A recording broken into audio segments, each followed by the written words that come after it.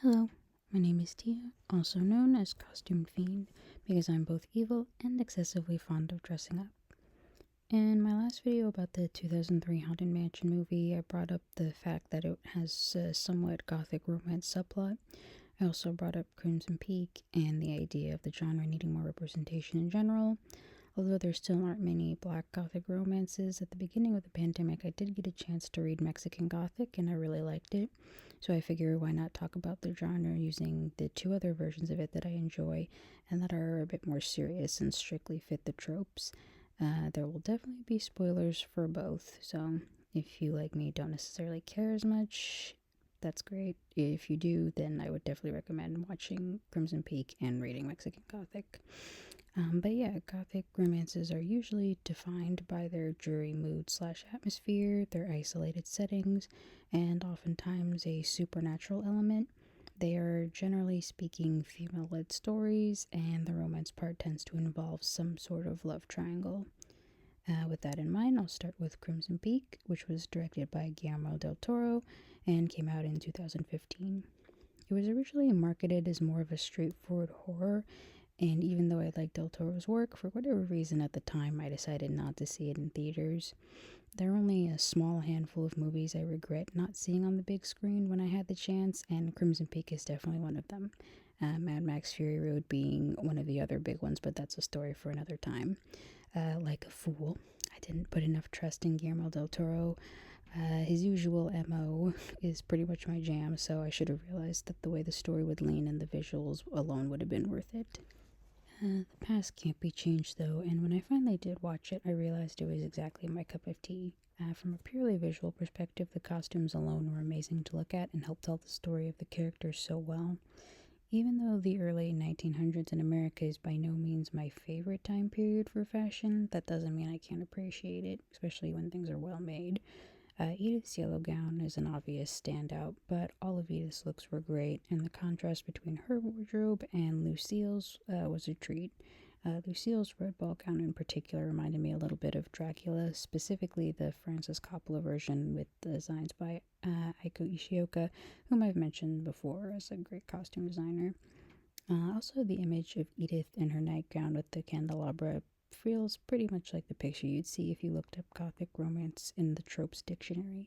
It's very dramatic, very billowy, and all white, so, when shit goes down, blood will stand out more.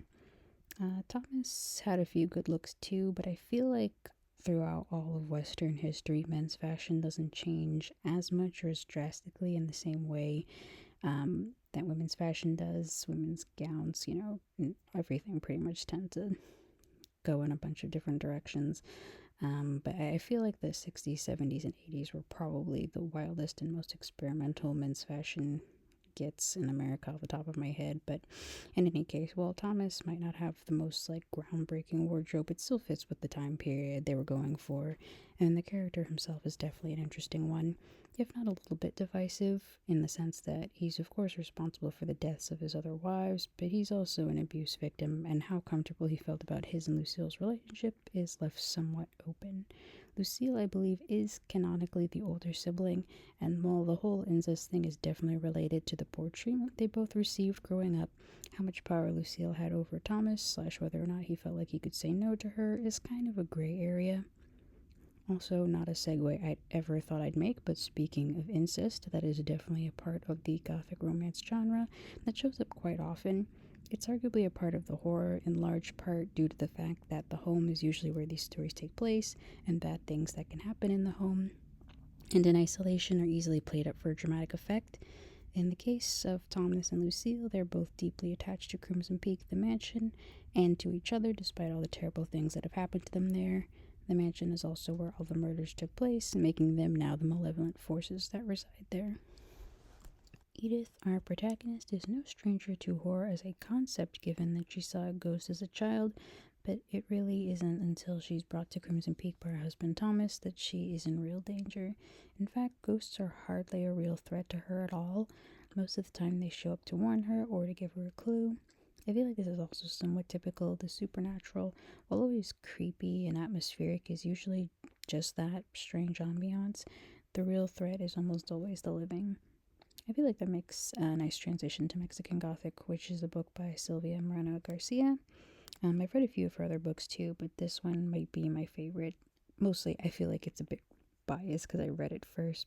But anyway, like in Crimson Peak, there are strange things afoot, but it's the people who live in the house that are main character. I always forgot. I forget if it's Naomi or Noemi. I think it's Noemi, I guess, because it's got an E in there.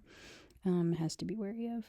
Uh, One of the reasons I think Mexican Gothic is my favorite is absolutely because of Noemi as a protagonist.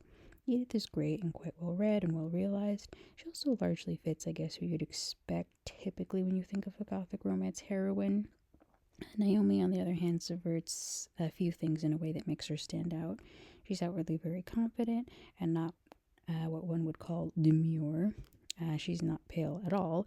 It's actually often noted that she has darker skin than her cousin and the other members of High House, where the bulk of the story takes place.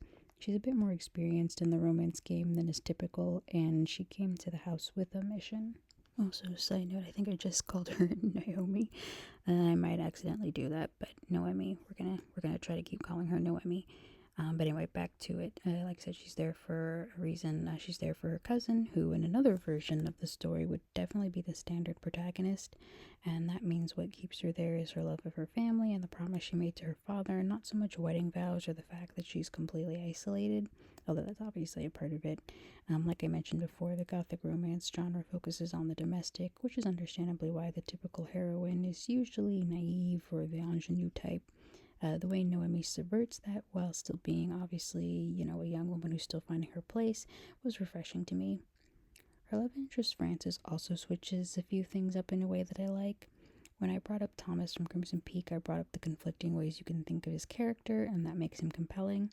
Tom Hiddleston was definitely absolutely giving the mysterious, handsome, and somewhat brooding archetype. His softer side does subvert this a little to me, since it's not as deeply under wraps than his standard, but Francis is different in part because Noemi doesn't even describe him as handsome at all. In fact, she goes out of her way to describe him as plain or too pale / sleep deprived looking. As becomes apparent, and as was kind of stated by the author, some of Noemi's descriptions were her being a bit in denial about liking him, but Francis, when compared to his own cousin Virgil, is also not the typical Gothic hero. Virgil, like Noemi's cousin Catalina, fits the Byronic hero thing much more. Overall, though, in spite of these subversions and characterizations, we do still get a sort of love triangle.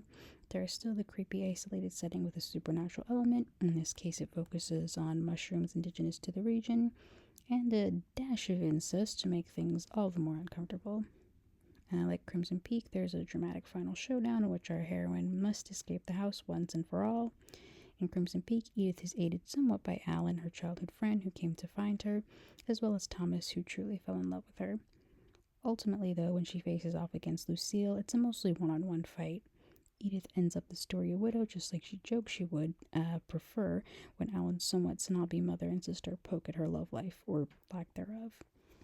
The showdown in Mexican Gothic plays many things straight. However, in another subversion of the typical that I really liked, Noemi is aided by both her cousin Catalina as well as Francis. In Crimson Peak, Thomas's redemption, as is often the case with these kinds of heroes, came with a death sentence, but Francis, again, spoilers, actually makes it all the way to the end. Both endings are good to me and fit the story they're trying to tell, but I do feel like I need to explain why Francis's living matters to me. As I mentioned, death by redemption is a fairly standard trope, especially in these kinds of stories. The sacrifice is seen as a noble and or romantic gesture, but obviously leaves no room for growth because, well, the character is dead. That growth being the hard part. In Mexican Gothic, themes of familial abuse and toxic cycles are there throughout the story. The easy ending would be to have every member of the Doyle family die, and thus literally ending the cycle of trauma altogether. However, the concept of choices is also very important. The toxic cycles continue because the members of the Doyle family either feel like they have no choice, or the choice to continue the abuse benefits them in some way. Naomi's friendship and outside influence gave Francis the courage he needed to help break away from that way of thinking. So when you combine that with the book's criticism of eugenics and the idea that good or evil is in your blood, the choice to have Francis live gives him the opportunity to be able to prove he's his own person and that he doesn't have to choose to continue his family's legacy because it's not an inherent part of who he is. I think at the time I read the book, that was really the ending I needed. And as cheesy as it sounds, the last word in the story being love made it feel like, in spite of all the horrors, there was still hope.